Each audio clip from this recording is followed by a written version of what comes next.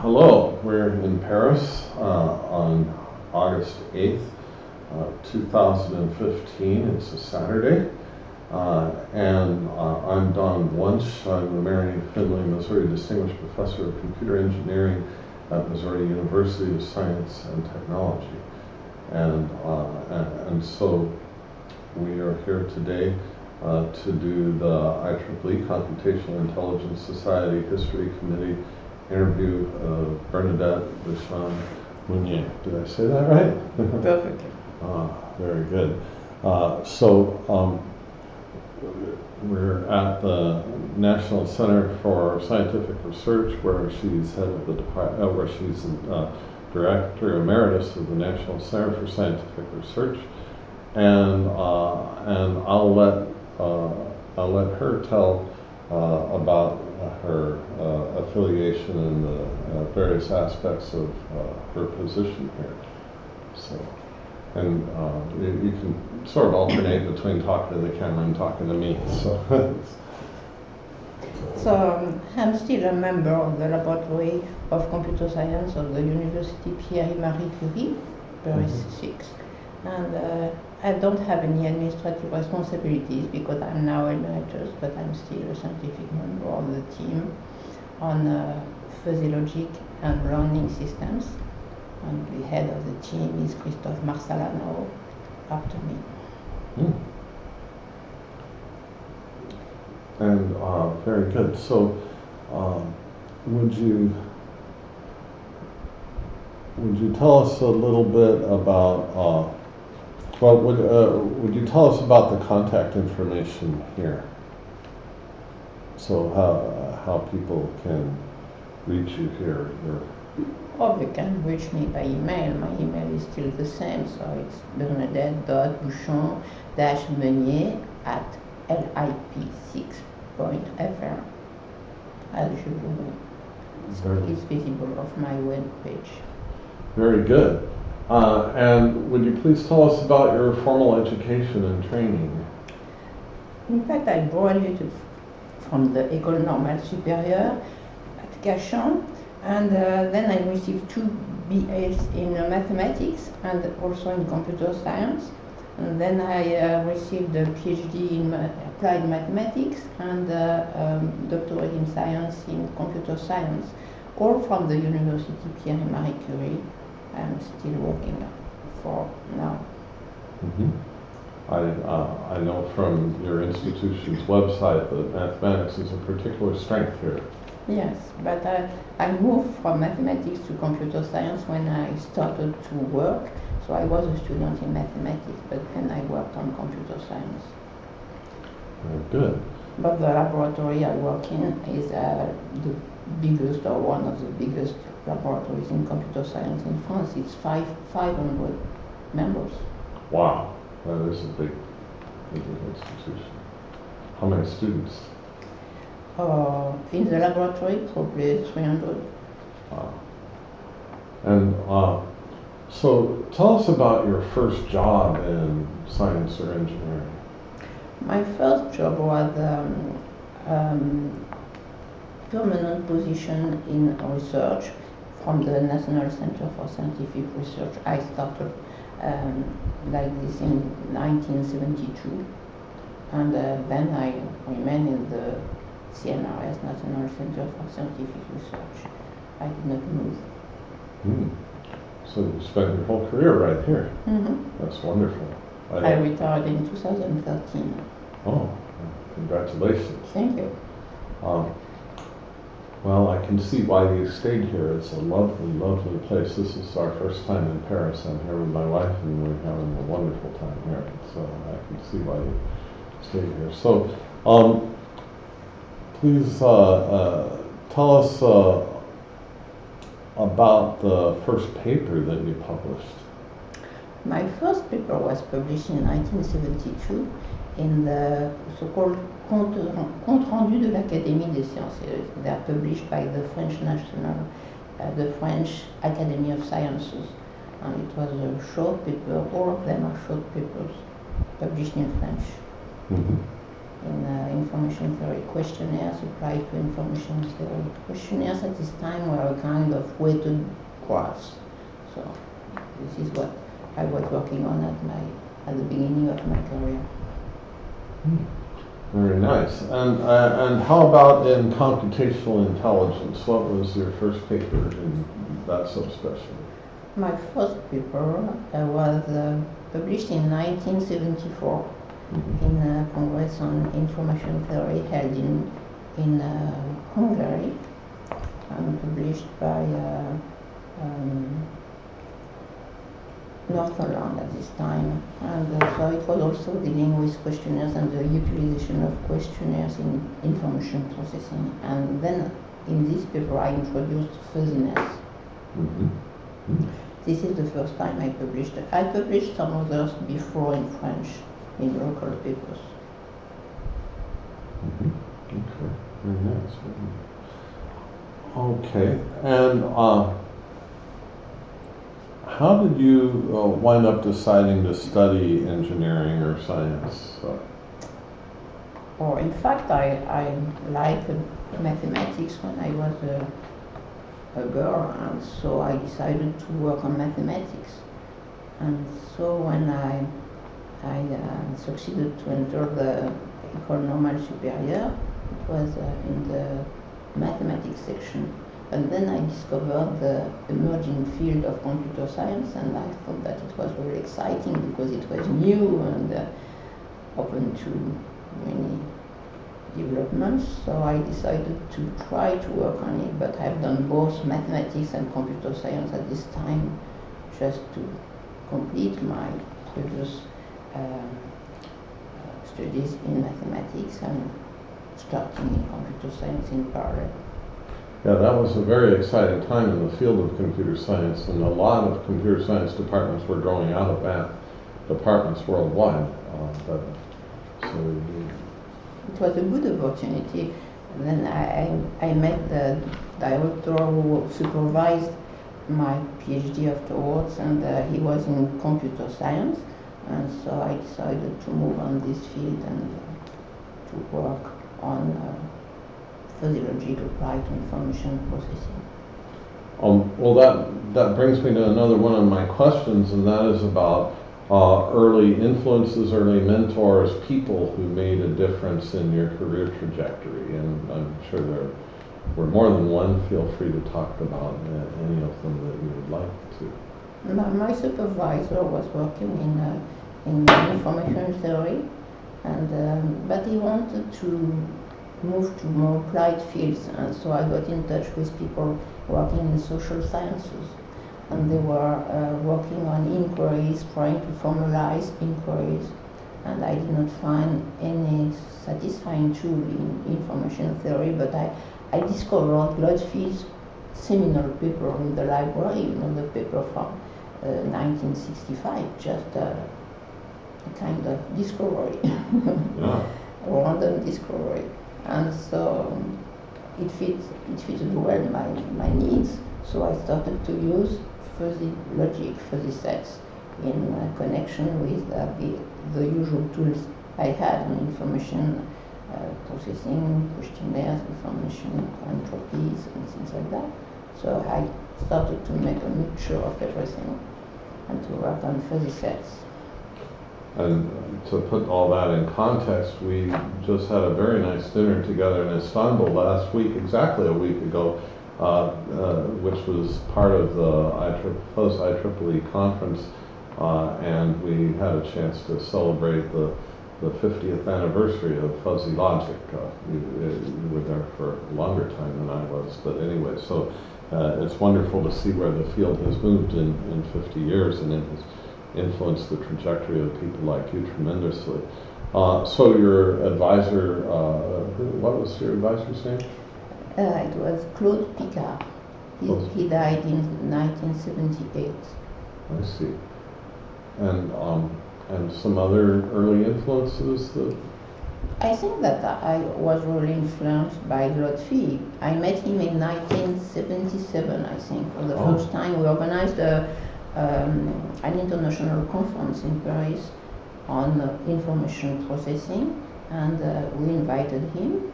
I met him for the first time. It was a great time. For me, it was a kind of very important moment meeting, and I think that I've been much influenced by him. And then from this time, I started to go to attend conferences on fuzzy sets here and there. They were very small. They were parts of other conferences, but it was good to meet people because it was very stimulating to talk to others. So I think that all the pioneers from the early beginning of fuzzy set theory inspired me more than people in France, because in France it was very difficult to meet people working on fuzzy sets, and it was a little bit difficult to form a book on this. Yeah. Good. Well, and so you talked about your early work being in applications of fuzzy sets to questionnaires and trying to learn about people and their opinions. And I noticed from your website that you're still working in that area. So some of your very recent work looks at the tone of comments and this type of trying to infer people's a deeper meaning behind the language that people use and that type of thing. So it's clearly a very rich area of fuzzy logic that you became attracted to. So. Exactly. I think that the management of natural language and also the management of subjective information are really the most important domains or parts of our work where we can use efficiently fuzzy logic. It's very efficient to deal with non-classic data, and so this kind of natural language and emotions or subjective appreciations are very important. Mm-hmm. Good. Well,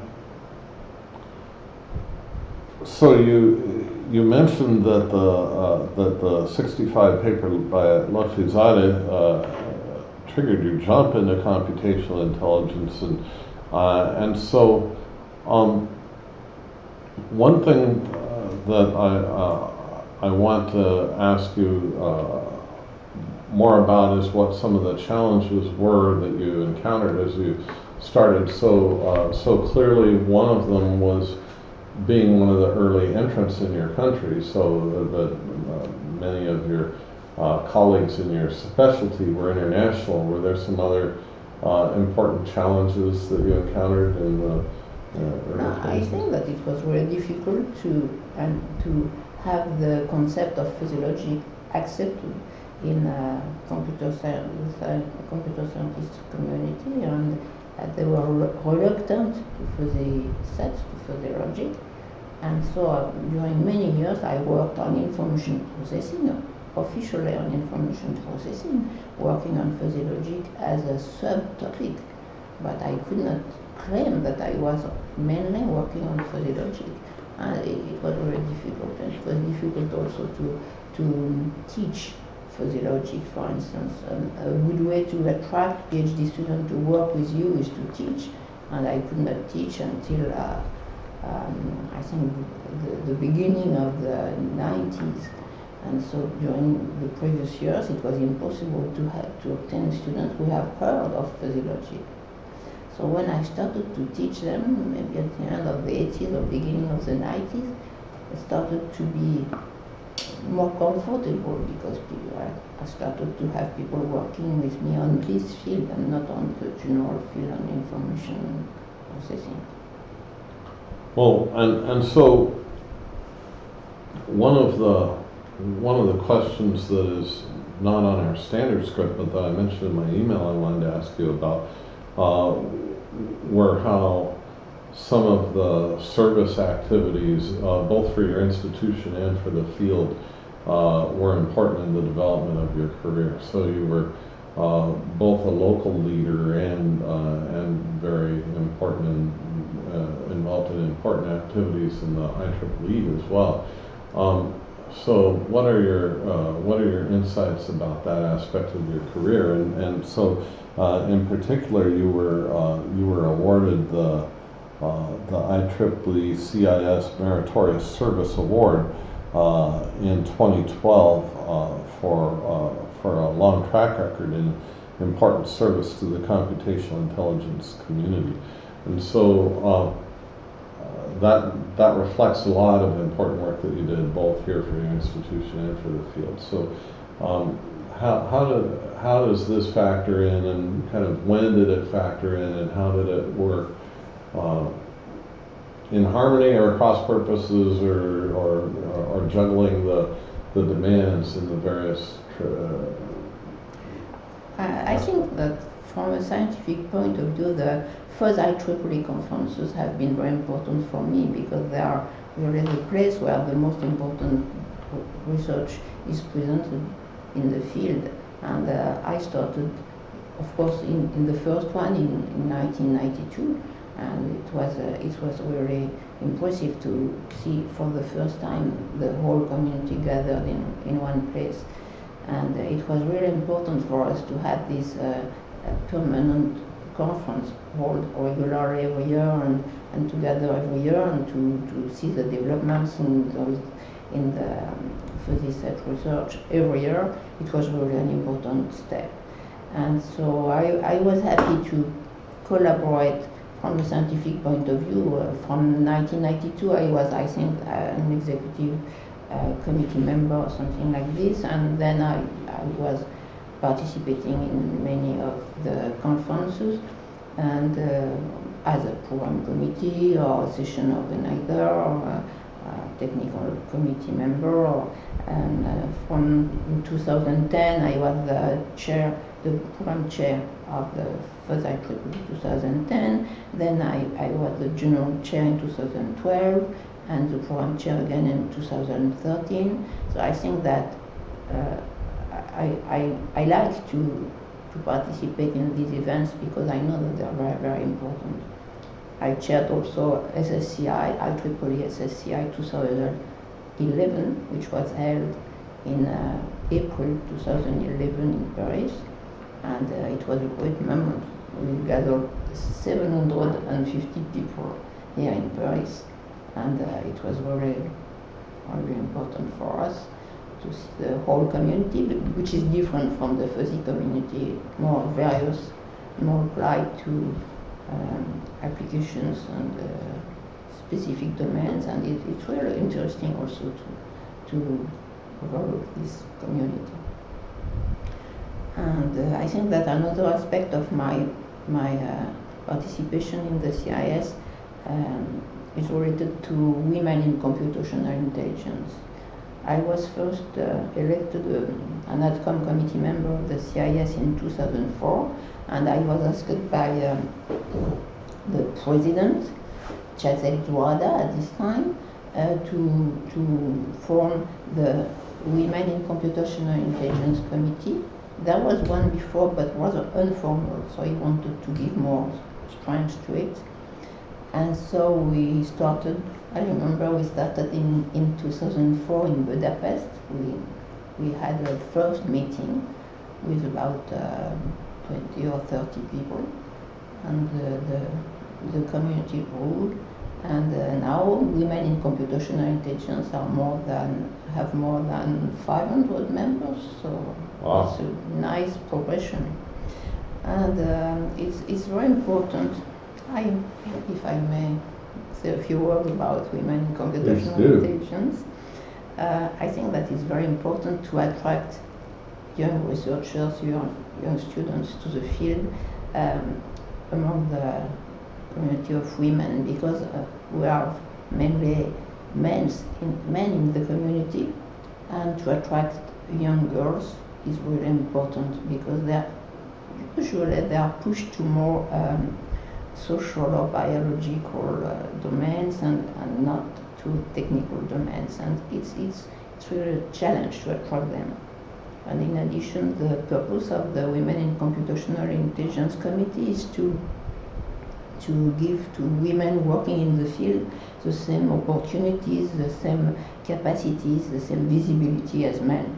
It's just what they want, equality, nothing more. There are obviously less women than men, but it's important for them to be regarded the same as men. Yeah. So we are very happy because each time there is a major conference in the CIS, we have a meeting of women in computational intelligence.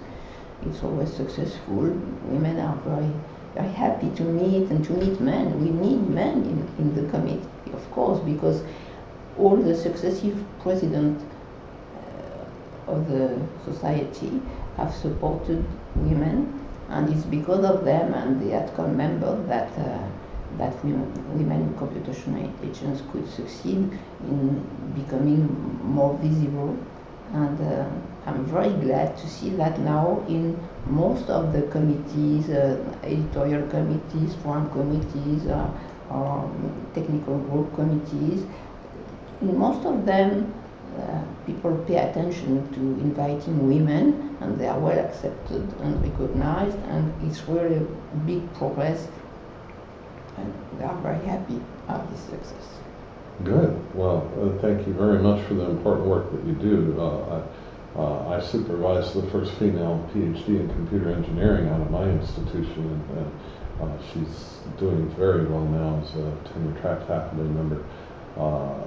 Recently got some NSF grants, so it's really a pleasure to see that aspect of the field develop. And my probably youngest student, or one of my youngest students, is a female computational intelligence person as well. So it's really great to see that aspect of the field developing, and I tremendously admire women engineers. I married one, and and so anyway, it's really great to see that progress in the field.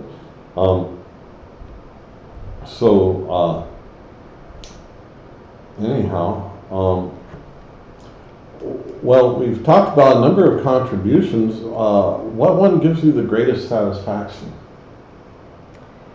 I think that one great satisfaction is to have supervised 52 PhD students in the field, and it's really rewarding. I think that is the part of my work I liked a lot.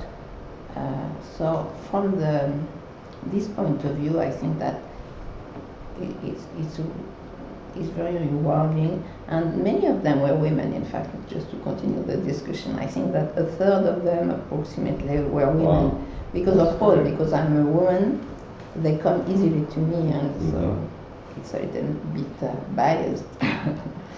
From a scientific point of view, I think that the most interesting domain I worked on was similarities, because it's very general and it touches many fields, and similarities are used everywhere. So when we published a paper in 1976 on similarities, we did not expect to have so many applications, so many developments, and I think it's a part of my work which I liked a lot.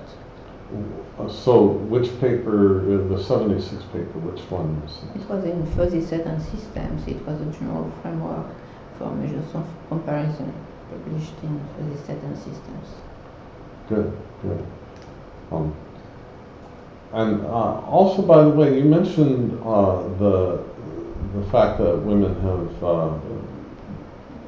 have made inroads into editorial responsibilities. You've had some editorial responsibilities yourself. Would you say a little bit about that? Yes, I have created a journal published by World Scientific in 1993, International Journal of Fuzziness and Uncertainty, Fuzziness and Knowledge-Based Systems, and it's still working well. It's not devoted to fuzzy set only, but to all aspects of the management of uncertainty, so including, of course, fuzzy sets and probabilistic approaches, evidence theory, and more generally artificial intelligence tools and computational intelligence tools to deal with the treatment of information. And so it's a part of my work I like. Also, of course, it's important because it gives the opportunity to gather papers on given topics, and so it's an important part of the work researcher can do. Mhm. Okay. So, you've talked a little bit about the conferences, the committees, and these type of things. Do you have any other things to say about the impact that the Computational Intelligence Society or its predecessors have had on you? I think that the impact they had on me, the fact that I met people is very important, because in France I was really isolated. Not really isolated, but with not enough connections with other people working in the same field. And the Computational Intelligence Society is really a great opportunity of networking. And it's very, very important to meet people working in your field, and to collaborate and to participate in the developments of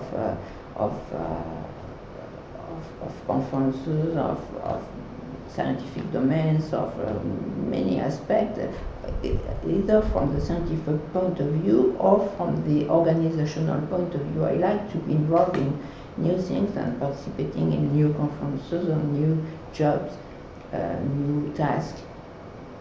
I think is really, really appealing. Mm-hmm. Good. And so, continuing in that vein,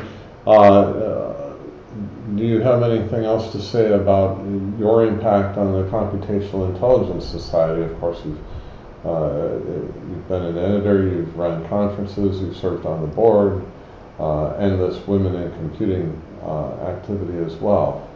Is there anything that kind of brings those together, or? But I'm now the vice president for conferences. Oh, good. Of the society, and I've just been re-elected in Istanbul, so I will be the vice president for conferences until the end of 2017. Very good. So it's very hard work, because there is much work to do, but it's very exciting because there are so many things to do, and so many people to work with, with the government or the policy the society has with regard to the organization of conferences and their quality. Also the review of proposals for the next conferences, and it's very, very difficult to find good proposals in good locations.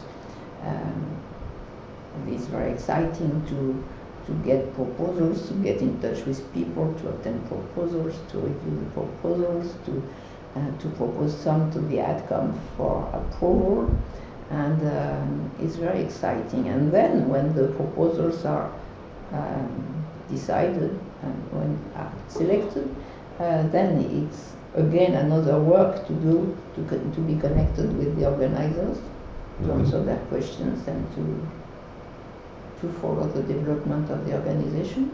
It's a really exciting work, and it's a kind of special networking in the big one.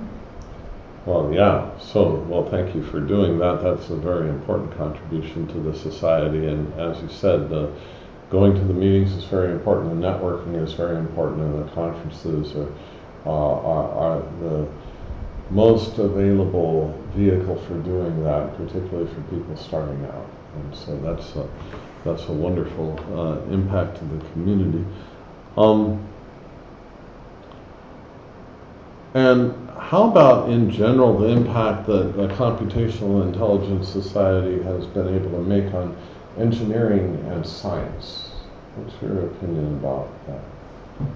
I think that it provided a new vision on artificial intelligence, different from the classic one, and more relying on nature and methods. And so I think that it provided very, very, very efficient and new tools which were not in the artificial intelligence field at the beginning of artificial intelligence. Of course, neural networks were created very early, but fuzzy logic was not so visible in the field, and the CIS has really greatly participated in its visibility and in the evolution of the field with the other ones, neural networks and evolutionary computation. I think it's very important that the CIS has pointed out the quality of the works in the field, the impact they could have, and the relations they could have together, these different fields have together, and it is something very important for the development of artificial tools, automated tools. Really good. Yeah, I certainly agree with that. So how do you envision the evolution of computational intelligence technologies? Do you see any confluence of them, or any new entry, or what? I think that the big challenge we have to face is big data. Big data is really something which is everywhere in the world, and we have to cope with it, and we have to find appropriate tools to deal with them. And so I think that it's very important to use all our energy to solve their problems. And there are many problems which are difficult to solve with classical tools like weak signals, outlier detection, internet security, many fields on emotional computing. I already mentioned it, but I think that it has not been enough enlightened in our environment, and it deserves being more enlightened, and works should be done in the field. For instance, to manage sentiment analysis in blogs, in text, in e-reputation, the analysis of psychological states for in elder care, for instance, based on biological sensors. These kind of data are very important, and I think that there is a complete field to work on behind big data, and very specific domains. Information quality, for instance, is also something which is very difficult to work on because it's very subjective, but it's important to make the difference between information provided by various sources, and there are so many sources on the internet, open journals, open access journals, any kind of news and things like that. And when the information is conflicting, how do we find the right one? Information quality of sources is important. Information quality of individual news is important. And I think that it's in this kind of very subjective and difficult to work on domain that we have a lot to do. And I strongly believe that the collaboration between the three domains of CI, computer, neural networks, evolutionary computation, and fuzzy logic must collaborate. They must be together to solve these problems. It's important to have them bring the best of each of their tools to obtain a satisfying result. And they can be very powerful when they are used together. I strongly believe in hybrid systems.